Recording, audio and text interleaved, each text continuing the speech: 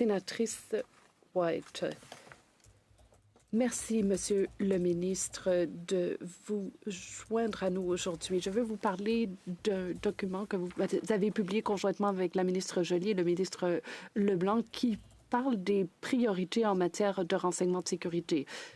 Et je veux insister sur un élément particulier, sur le fait que certaines communautés, particulièrement les communautés autochtones, aient eu des expériences négatives dans leurs interactions avec les organismes de renseignement de sécurité. Il est question de gagner la confiance de ces communautés par des actions concrètes, des améliorations et par le biais de la responsabilisation. Quelles mesures concrètes sont prises et quels sont les plans qui sont mis en place pour rehausser les relations avec ces communautés, y compris les communautés autochtones?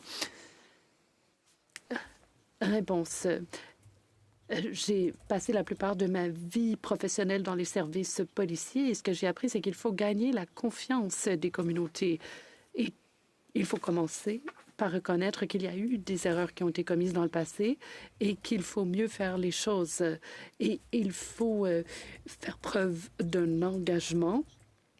Nous parlons des défis auxquels nous sommes confrontés et des choses que nous devons faire ensemble. Et je peux vous confirmer que de telles conversations ont lieu. Je me suis rendue dans le Nord, par exemple, et nous avons fait des progrès concrets. Les gens étaient généreux et nous ont permis d'avoir ces conversations au sujet de ce que nous devons changer. Demain, nous rencontrons des organisations inuites, par exemple, et nous allons parler du travail que nous devons faire dans le Nord. Et il sera essentiel de bâtir une confiance, non seulement de démontrer que nous sommes sincères, mais que nous sommes prêts à mettre en place les changements qui sont nécessaires pour que nous ayons une relation qui soit réellement respectueuse. Et nous avons également besoin de conseils.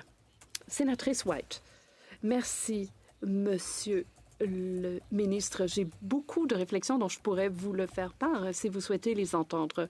Maintenant, j'aimerais que vous nous en disiez davantage sur la consultation et l'engagement auprès des communautés.